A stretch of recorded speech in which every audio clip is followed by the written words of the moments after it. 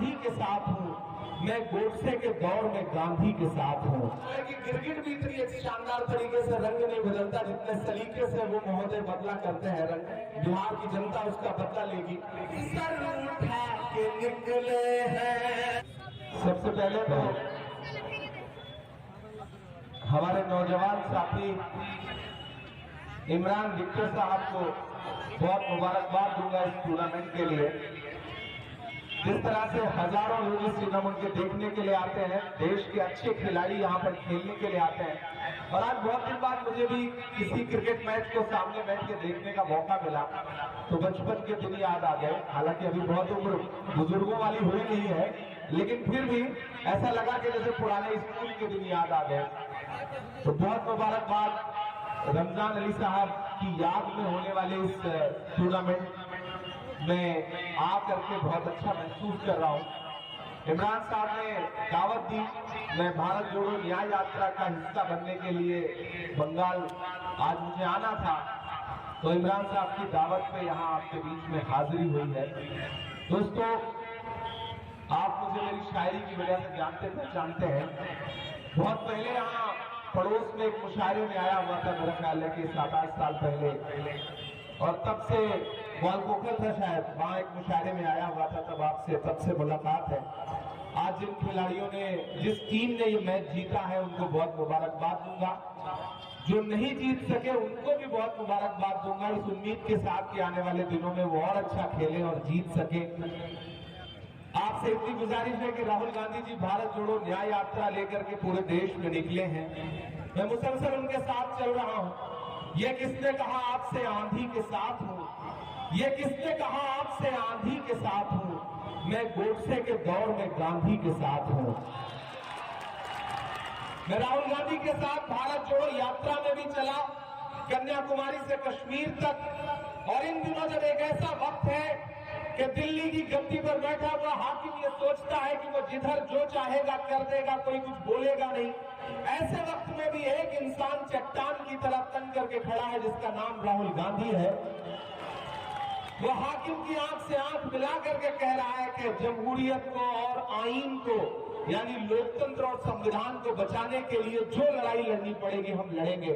मैं राहुल गांधी की इस मेहनत का गवाह हूं और आपको दावत देने भी आया हूं कि यात्रा बंगाल में है, कल बिहार में प्रवेश करेगी। आप बंगाल और बिहार के बॉर्डर पे वो लोग हैं जो राहुल जी की यात्रा का हिस्सा बनेंगे, तो राहुल जी को हिम्मत मिलेगी, ताकत मिलेगी। तो मेरी आपसे गुजारिश है कि कल जरूर इमरान विक्टर साहब पांजीपाड़ा से 9:30 बजे निकलेंगे अपने साथियों के साथ, मैं राहुल जी के साथ उस यात्रा में आऊंगा। तो आपसे मेरी गुजारिश रहेगी कि आप सारे लोग उस यात्रा में जरूर आए। और आपने देखा होगा कि असम में यात्रा को रोकने की साजिशें की गई, असम के मुख्यमंत्री ने यात्रा को डिस्टर्ब किया। बंगाल वाले लोग भी बहुत खुश नहीं है, यहाँ की हुकूमत भी परेशान है। लेकिन मैं जानता हूं कि राहुल गांधी एक ऐसे शख्स का नाम है जो जिद के साथ जो काम ठान लेता है, जो ठान लेता है। तो मेरी आपसे गुजारिश है, मैं बहुत देर से आपने क्रिकेट मैच देखा है, मैं बहुत ज्यादा भाषण नहीं सुनाऊंगा, शायरी सुना दूंगा तो ज्यादा अच्छा रहेगा मेरा ख्याल है। मैं एक नज़्म आपको सुनाता हूं। जिस तरह की सरकारी साजिशें हैं इस दौर में, ऐसे में भी कुछ लोग हैं, नौजवान जिंदा दिल लोग जो मुसलसल लड़ रहे हैं। आज पड़ोसी सूबे में एक साहब फिर से पलट गए, छोड़ गए। मैं जब ग्वालपाड़ा आया था तो उससे एक दिन पहले भी वो छोड़ के गए थे, और आज जब फिर आया हूं बंगाल तो फिर आज मैंने देखा कि उन्होंने पलटी मारी है। मेरा ख्याल है कि गिरगिट भी इतनी एक शानदार तरीके से रंग नहीं बदलता जितने सलीके से वो महोदय बदला करते हैं रंग। लेकिन ठीक है, बिहार की जनता उसका बदला लेगी। मैं यहाँ खड़ा हूँ, मैं आखिर में ज्यादा तकरीर न करते हुए बस आपको छोटी सी नज़्म सुना देता हूँ।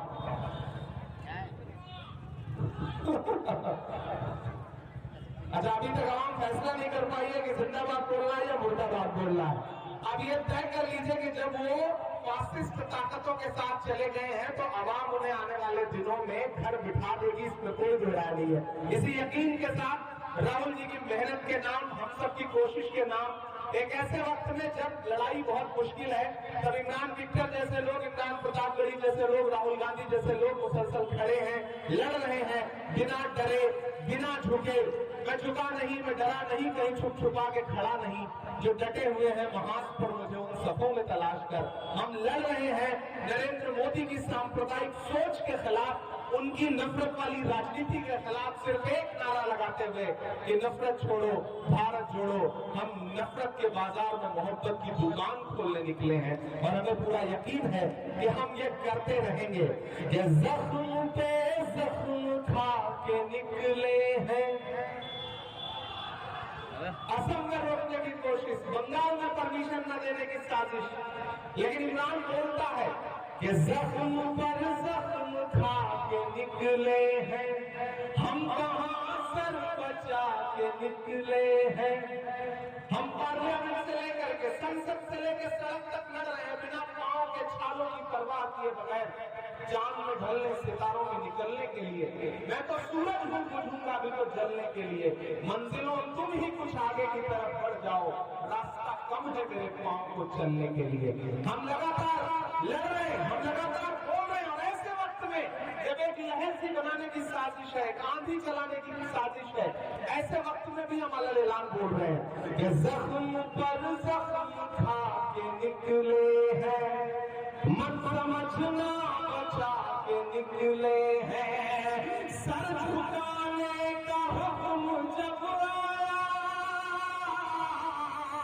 सर झुकाने का हुक्म जब आया, और भी सर उठा के निकले हैं, और भी सर उठा के निकले हैं।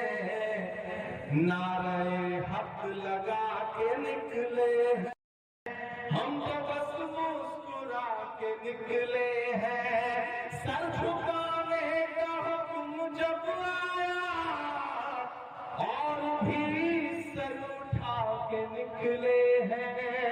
पहला बंद बोलता हूं, वो जो दिल्ली में बैठे हुए लोग सोचते हैं कि सरकारी साजिश से हमें डरा लेंगे, हम उन्हें बताना चाहते हैं कि जुल्म की रात से नहीं डरते, जुल्म की रात से नहीं डरते, सख्त हालात से नहीं डरते। तुमको तारीख ये बता देगी, हम किसी बात से नहीं डरते, हम किसी बात से नहीं डरते, हम किसी बात से नहीं डरते। जुल्म के हाकिमों के चेहरे पर आईना हम दिखा के निकले हैं, नारे हक लगा के निकले हैं, मत समझना बचा के निकले हैं।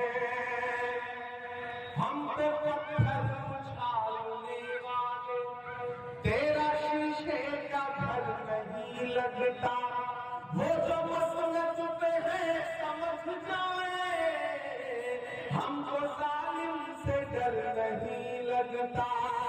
हम तो निकले हैं मुस्कुराते हुए, और वो दिल मिला के निकले हैं, मत समझना बचा के निकले हैं, नारे हक लगा के निकले हैं। और जाते जाते 4 बात और बताऊं साथियों, अभी वो 22 तारीख का एक इवेंट हुआ, तो पहले खबर आई कि आडवाणी जी को बुलाया जा रहा है, फिर पता चला नहीं बुलाया जा रहा है। किसी पत्रकार ने मुझसे पूछा कि इमरान साहब आडवाणी जी पर आपकी क्या प्रतिक्रिया है? मैंने कहा भाई मैं तो शायर हूँ, नेता बाद में हूँ, तो मैं तो शायरी में बात कहूंगा।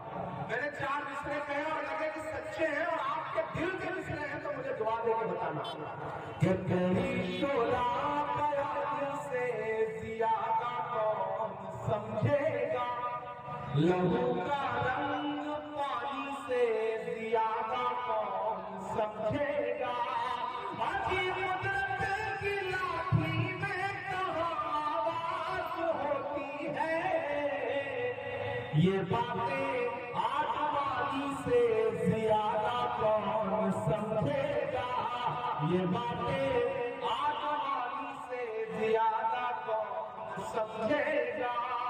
बंगाल वालों आखिर में 4 मिसरे के अपने अशकों से अपना रुमाल बचाए रखिएगा।